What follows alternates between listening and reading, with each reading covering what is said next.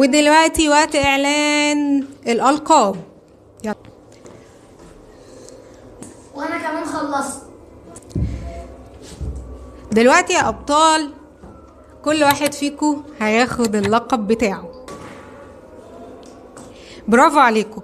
تفتكروا الالقاب دي حاجة حلوة ولا حاجة مش حلوة؟ دي حاجة حلوة طبعا. لما قلت لك يا احمد انت هتكون بطل السرعة، انت حسيت بايه؟ حسيت بحاجة حلوة.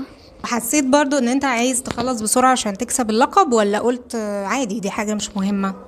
لا، كنت عاوز ابقى سريع.